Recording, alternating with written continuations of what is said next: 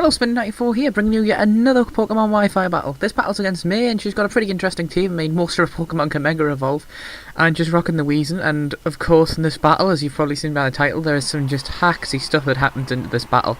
I mean, wait till you see my opponent's Manectric here. This is some just hacksy stuff.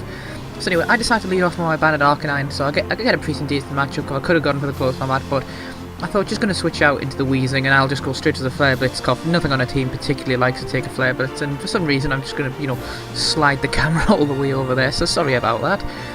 So anyway, I'll go into my... She goes into her Glade, and I decide to go into my Bronzong here, because I did suspect some kind of, physical move.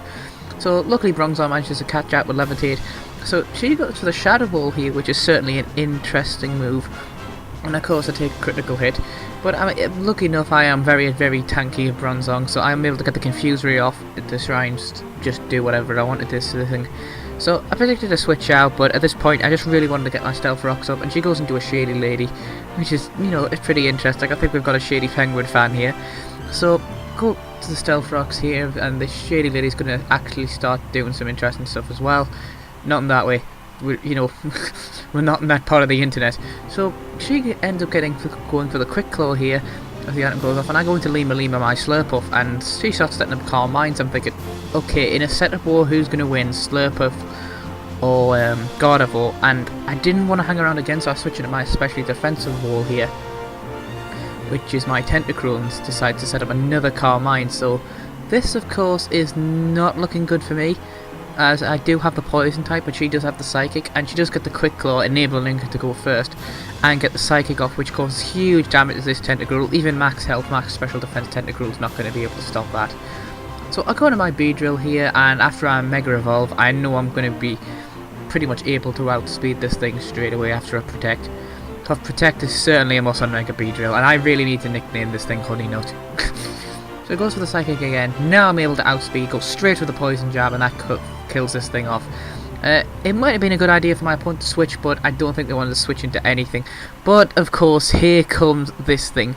So I decided to U-turn out, but it manages to avoid the attack, so it's carrying Blight Powder for a start. So here comes the Thunder Wave, just some hacksy stuff right there. So it goes for the Flamethrower, and I'm lucky enough able to live that thing, and I go for the Poison Jab, and it misses again. This thing's been taking lessons from Neo from the Matrix or something, just dodging everything left, right and centre. So down goes Beedrill. So now I go into Lima and think, okay, let's play a set of wars here. So as it does go for the Thunder Wave, but I'm like, okay, Slurpuff's not too bothered about speed. I'll get my Unburden back and I'll be at a somewhat decent speed, but I get paralysed again.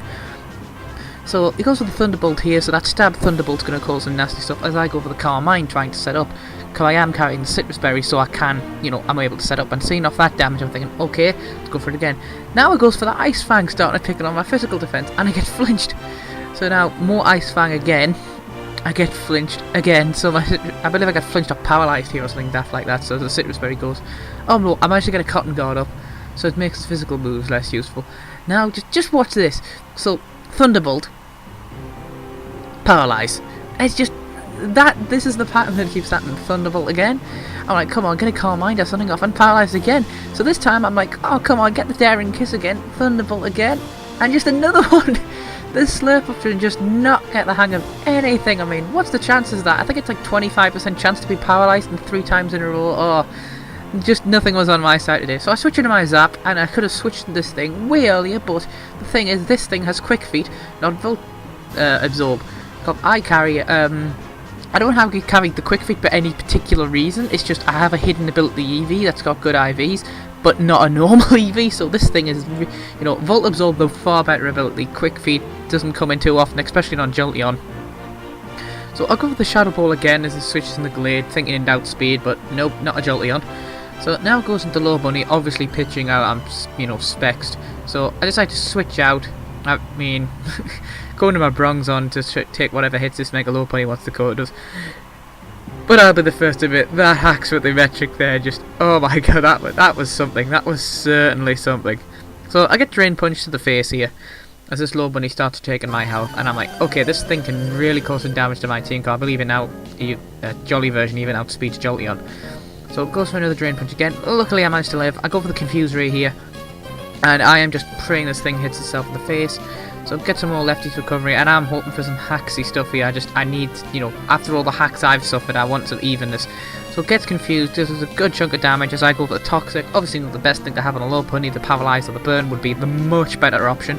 But at this point I'm taking what I can because this mega low pony is such a threat to my team. So afterwards, you know, this final drain punch is of course going to kill off poor old Bronzong, which is a shame because I was hoping they'll get a bit more lefties recovery. But at least the thing is now I can switch safely in to my Banded Arcanine. With the Intimidate, it's going to luckily lower this thing's attack down. So in comes this Arcanine here, which I wouldn't nickname, but I swear this thing was a Japanese Arcanine. Which, yeah, I'm sure this thing's my Japanese Arcanine. I don't know why it's coming up in English there, but what do you know.